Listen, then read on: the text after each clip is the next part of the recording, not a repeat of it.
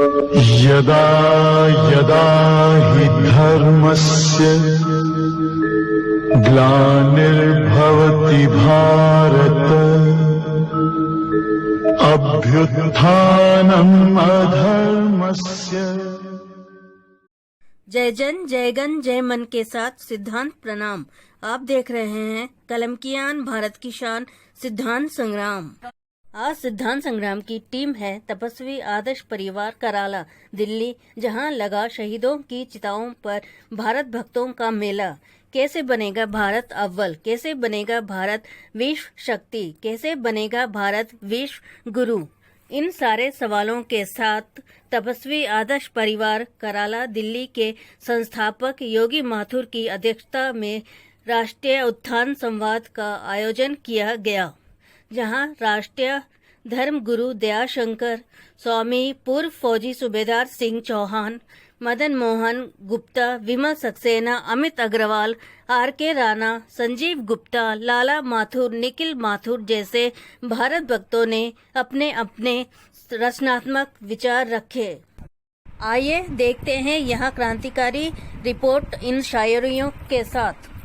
मंजिलें उन्हीं को मिलती है जिनके सपनों में जान होती है, सिर्फ पंखों से कुछ नहीं होता दोस्तों, हौसलों से उड़ान होती है। सत्ता नहीं है, मुद्दा यह है कि जो transfer of agreement, power agreement है ना, अंग्रेजों द्वारा जो नेहरू जी को प्रथम प्रधानमंत्री बनाया गया था, उस समय सत्ता लोलुपता के चलते बहुत ही सस्ते किस्म की समझौतावादी सिद्धांत विहीन राजनीति की शुरुआत हुई।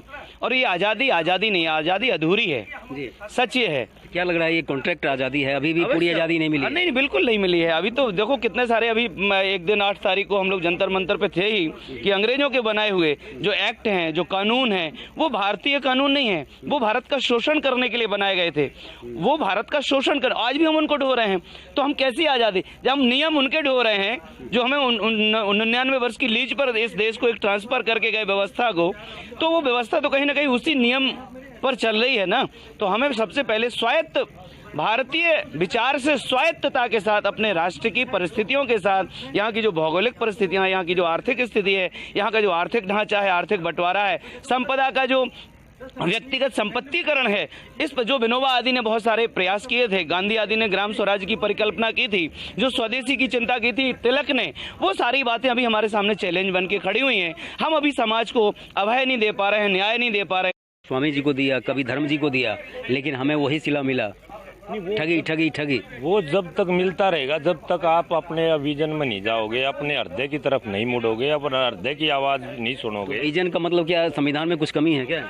संविधान तो एक जो है ना, मतलब बाहर की चीज है, लेकिन अपनी जो अंतरात्मा की जो आवाज है, उस आवाज पे जो वोट होगी तो वो ही असली। ये धर्म जी हैं जो अपनी बात को क्लियर नहीं कर पा रहे हैं, देश को अभी समझना चाह रहा है, जानना चाह रहा है, धर्म जी के, स्वामी जी के रथ में चढ़ना चाह रहा है कि मैं अपने देश के लिए क्या कर सकता हूँ, बदलाव की जो जरूरत है।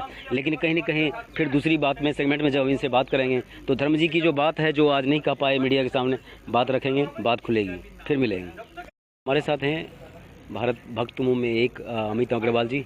आइए उनसे बात करते हैं कि जो बदलाव की दहलीज पे भारत खड़ा है, जो चाहता है कि कुछ बदलाव हो और ऐसा बदलाव हो जिससे लाइन में खड़े अंतिम व्यक्ति को न्याय मिल सके। तो आइए चलिए डायरेक्ट चलते हैं अमित अग्रवाल जी के पास। जी नमस्कार। जी नमस्कार जी। क्या कहना चाहेंगे, आज राष्ट्र संसद में आप आए और ऐसे ऐसे कई प्रोग्रामों में आप जाते रहते हैं, जो बदलाव की गूंज हर व्यक्ति तक पहुँचे। जी मैं ये कहना चाहता हूँ कि सबसे बड़ी समस्या है भ्रष्टाचार। समस्याओं का कारण भ्रष्टाचार होता है और भ्रष्टाचार नेताओं के द्वारा होता है। तो जब तक हम इन नेताओं को काबू में नहीं करेंगे, तब तक कैसे काबू? इनको काबू करने का पहला तरीका है कि हमें एक तो ये पार्टी सिस्टम, पार्टी तंत्र खत्म करना चाहिए। इसके लिए ज़्यादा से ज़्यादा लोग जब भी पार्टी सिस्टम यानी संविधान में कुछ कमी है? संविधान में कमी, संविधान में तो पार्टी लिखा हुआ ही नहीं है कि पार्टी होनी चाहिए, इसमें तो ये लिखा हुआ ही नहीं है। और संविधान में कुछ हम लोग बदलाव करना तो कर सकते हैं, संविधान कोई पक्का रूल तो होता नहीं है। फ्रांस ने अपनी पूरी 5 बार संविधान चेंज किया है, फ्रांस ने पूरा संविधान उठा के फेंका है उन्होंने, तो बदलाव किया जा सकता है। वो कोई ऐसा तो है नहीं कि एक बार लिख दिया तो लिख दिया। ठीक है, तो आपका focus right to recall, right to reject पर भी रहता है? जी हाँ, राइट टू रिकॉल भी है, राइट टू रिजेक्ट भी है, नार्को टेस्ट भी होना चाहिए, इंजेक्शन लगवाइए, सच उगलवाइए।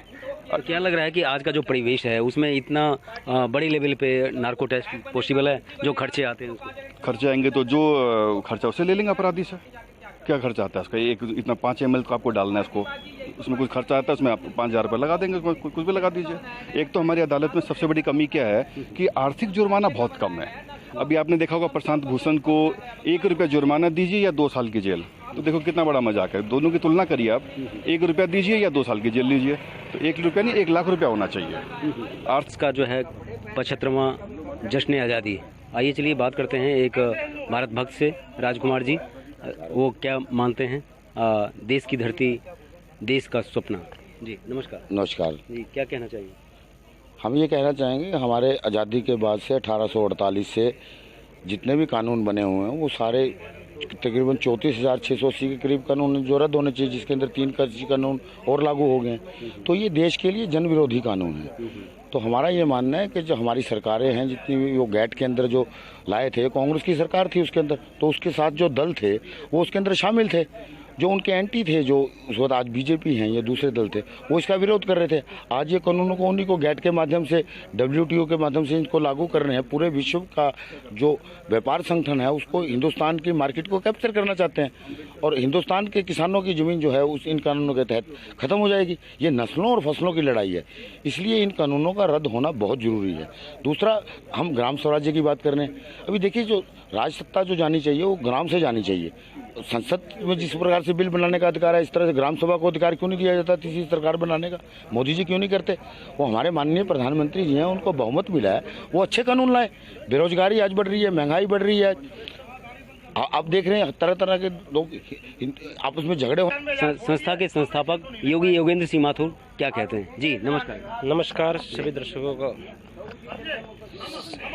शुरू करता हूँ। सर्वप्रथम राष्ट्र धर्म वंदे मातरम। देश की एकता, अखंडता, महानता, सभ्यता और इसकी जो विश्व विख्यात विषम दो कुटुंबकम का नारा देने वाली सनातन संस्कृति, उसके किस तरह से अस्तित्व बना रहे हैं, उसमें किस तरह से आम जनमानस में शांति बनी रहे, न्यायालय में न्याय हो, चिकित्सालय में चिकित्सा हो, भोजनालय में भोजन हो और शिक्षालय में शिक्षा हो। जी माथुर जी, ये जो आप मुद्दे बता रहे हैं इसके लिए तो सरकार काम कर रही है। जी काम कर रही है, लेकिन अपर्याप्त है। हम भी अपनी तरफ से प्रयास कर रहे हैं। हम इस देश में हमारा जन्म हो रहा है, ये हमारा सौभाग्य है। देश की परिस्थितियाँ हम अपनी खुली आंखों से देख रहे हैं। तो संतुलित विकास के लिए क्या करना चाहिए? संतुलित विकास के लिए हमने सामाजिक स्तर पर, आध्यात्मिक स्तर पर और सेवा भाव से जो प्रयास किया, उससे ये निकल के आया जो हम करना चाहते हैं। जो सारे क्षेत्र हैं, क्या लग रहा है कि उसमें कहीं न कहीं राजनीतिक बदलाव बहुत जरूरत? जी, उसमें घूम फिर कर हमारा यही टारगेट आया कि हर चीज की जड़ें हैं ना, वो राजनीतिक से जुड़ी हुई हैं। तो क्या लग रहा है कि संविधान में काफी सारे बदलाव की जरूरत है? बिल्कुल संविधान में बदलाव की जरूरत है।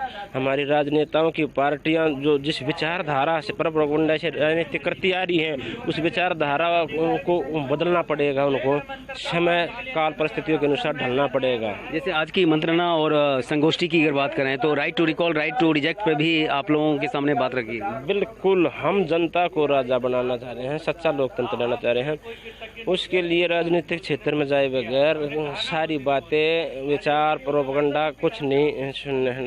लोग अपने और अपनों की बात करते हैं, वहीं कुछ लोग तपस्वी आदर्श परिवार जैसे ऐसा संस्था, संगठन, सोसाइटी हैं जहां देश की बात सोची जाती है, देश के लिए समय दिया जाता है, देश के लिए धन दिया जाता है, देश के लिए चिंतन किया जाता है। वैसे ही तपस्वी आदर्श परिवार और योगी योगेंद्र सिंह माथुर का बायां हाथ मदन मोहन गुप्ता जी हैं। तो आइए चलिए मदन मोहन गुप्ता जी की अदालत में चलते हैं। जो आज राष्ट्रीय स्तर पर आए भारत भक्तों ने अपनी बात रखी, उनमें किन किन मुद्दों पर मंत्रणा हुई? जी नमस्कार। नमस्कार जी।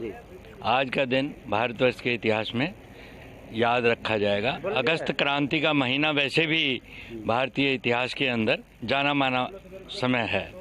तो अब सतोगुण की स्थापना करने के लिए हम सब यहाँ एकत्रित हुए हैं और रजोगुण और तमोगुण को अब सतोगुण के पीछे चलना ही पड़ेगा और रजोगुण और तमोगुण अब सतोगुण को और दबाने में सक्षम नहीं रहेंगे।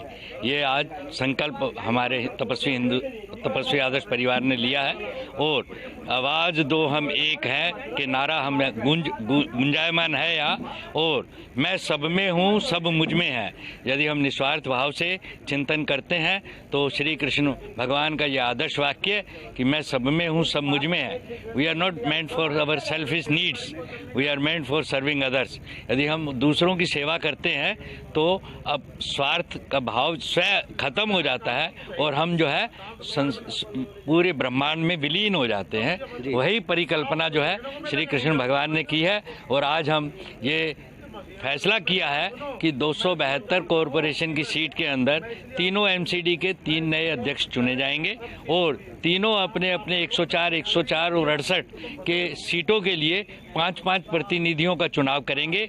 उनको हम स्वच्छ भारत अभियान और एजुकेशन और परिश्रम में पूज्यते विश्वविद्यालय का काम देंगे। यह था तपस्वी आदर्श परिवार का राष्ट्रवादी सिद्धांत। फिर मिलते हैं किसी नए मुद्दे, नए हलचल, नए सरोकार, किसी नए सिद्धांत के साथ। तब तक देखते रहिए कलम की आन, भारत की शान, सिद्धांत संग्राम। इन शायरी के साथ किसी शायर ने ठीक ही कहा है, बेहतर से बेहतरीन की तलाश करो, मिल जाए नदी तो समंदर की तलाश करो।